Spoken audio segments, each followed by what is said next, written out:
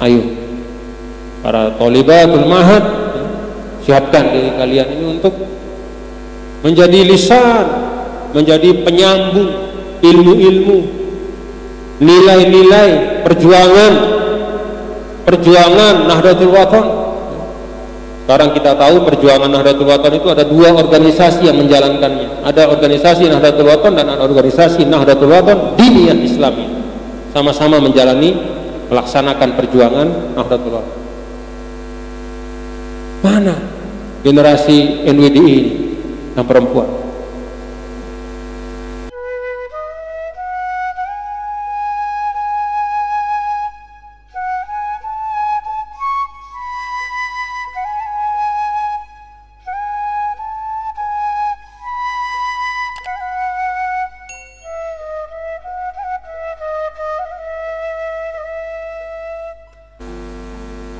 Karena itu Ibnul Mubarak menambah awaluhu niyatu, kemudian summal istima'. Tidak cukup hanya dengan niat, tapi al-istima'. Ma huwa al-istima'? Al-istima'u laisa mujarrada sam'in 'abirin. Tidak sekedar dengar-dengar, tapi istima' itu mendengar dengan isgha', mendengar dengan kesungguhan, dengan perhatian, dengan konsentrasi. Itu yang namanya penuntut ilmu.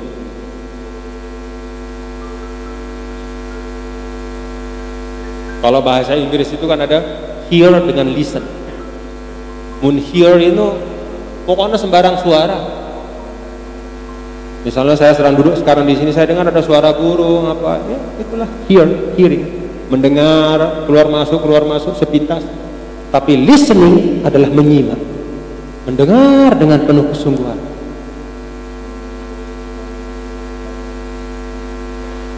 Maka di dalam Al-Quran apa perintah Allah ketika diperdengarkan oleh seseorang Al-Quran itu? Wa idza quri'al Qur'anu fastami'u lahu wa ansitu la'allakum turhamun. Dan ketika dibacakan Al-Quran, Al-Quran itu tidak hanya wahyu, mulia sebagai wahyu, tidak hanya dari kesuciannya dari sisi bahwa dia adalah kalamullah, tapi juga Al-Quran sebagai sumber ilmu pengetahuan yang tertinggi. Kalau sumber ilmu pengetahuan atau ilmu pengetahuan itu diperdengarkan, fastami'u lahu, simak dengan baik. Ada 10 anak di sekolah, satu kelas, gurunya sama, bacaan kitabnya sama, tapi hasilnya beda-beda. Kenapa? Salah satu di antaranya, yang satu yasma'u, yang satu yastami'u. Bukaannya telinganya lagu, ya kelalu-laluan sambil macam-macam. Dia lihat gurunya tapi pikiran entah kemana. Kata gurunya itu masuk tapi hanya sampai telinga saja, masuk telinga kanan, keluar telinga kiri. Sedangkan yang satu dia fokus yastami'u dengan penuh kesadaran, oh ini saya sedang menjalani jalan kemuliaan, maka hasilnya beda. Summal istima'. Karena itu anak-anakku tulab thalibat, tetu isi, simak, dengar, simak, dengar. Dan seringkali Allah ini rahasianya, seringkali Allah Ta'ala itu menyimpankan keberkahan di 1-2 kata yang terselip dari uraian guru-guru kita.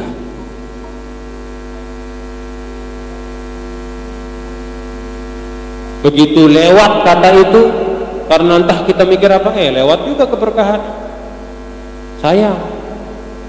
Maka istami'u, dengar, husnul istima'. Lalu yang ketiga, thummal fahmu. Sebagian ulama memasukkan ada tambahan, bainal istima' wal fahmu itu husnus su'al, bertanya, tapi tentu dengan cara yang baik. Sayyidah Aisyah radhiyallahu anha pernah menyampaikan, rahimallah nisa al-amsar, rahimallah nisa al-ansar lam yamna'hunnal haya ayyas'alna al-hadits atau kama qala. Perempuan-perempuan Ansar itu semoga dirahmati oleh Allah, kata Sayyidah Aisyah. Mereka itu punya ketindihan yang luar biasa, tapi ketindihan itu tidak mencegah mereka untuk bertanya sesuatu yang terkait dengan agama dan kehidupan mereka kepada Rasulullah Sallallahu Alaihi Wasallam. Maka ada pertanyaan-pertanyaan, ya, bab-bab tentang kaum perempuan, tentang halangan-halangan, misalnya haid, nifas dan semua itu karena ditanya. Maka ini harus banyak-banyak syukur, doakan ya nisa al-ansor, as-sahabiyat, sahabat-sahabat perempuan itu, istri-istri Rasulullah, doakan mereka. Bukan hanya sekadar karena beliau-beliau istri Rasulullah, tapi beliau perempuan-perempuan yang tidak malu untuk bertanya, menuntut ilmu. Yang dengan sebab itu maka kita sebagai muslimat sekarang ini tahu ajaran agama kita dalam banyak hal, terutama fiqhun nisa, yaitu hukum-hukum agama yang terkait dengan keseharian kaum perempuan. Itu disadari betul. Maka kalau kita lihat ulama-ulama besar, termasuk Imam Syafi'i, Imam Ibnu Hajar al-Asqalani dan para ulama-ulama, selalu ada di dalam sanadnya itu guru perempuan. Ya tidak semua, tapi rata-rata ya. Ada syeikhoh. Syeikhoh itu artinya syekh yang perempuan.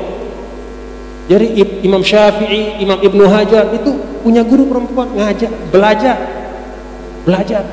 hadis, belajar tafsir. Harapan saya Thalibatul Ma'had ini juga menjadi da'iyah. Kalian harus menjadi da'iyah.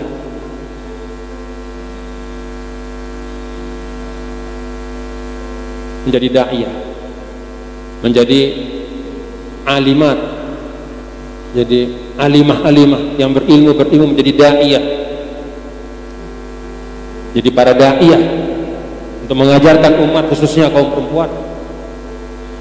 Jarang sekali saya lihat di kita NWDI ini da'iyah alimat, jarang sekali. Lelah sudah belajar di ma'had, sudah khatam, tapi terus tidak mau dipelihara ilmunya. Oh, tiang kan menikah, iya, semua perempuan menikah, wajar. Oh, tiang kan berdua anak, iya, tentu saja. Oh, tiang kan harus ngurus semama tiang pawon, iya, bagus. Tapi apa itu menghalang untuk kemudian menunaikan ilmu? Nih, amanah untuk kalian. Ada dua sisi ketika kita belajar menuntut ilmu yang perlu kita ingat: amanatut tahammul wa mas'uliyatul ada. Ketika kita belajarnya itu dengan amanah, dan usai kita belajar mas'uliyatul ada, tanggung jawab untuk menyampaikannya. Mana khirijatul ma'had? Aina antunna? Mana kalian? Masa selaput oleh pawon 24 jam? Jangan. Ayo para thalibatul ma'had, siapkan diri kalian ini untuk menjadi lisan, menjadi penyambung ilmu-ilmu, nilai-nilai perjuangan Nahdlatul Wathon. Sekarang kita tahu perjuangan Nahdlatul Wathon itu ada dua organisasi yang menjalankannya. Ada organisasi Nahdlatul Wathon dan ada organisasi Nahdlatul Wathon Diniyah Islamiyah. Sama-sama melaksanakan perjuangan Nahdlatul Wathon. Mana generasi NWDI ini yang perempuan?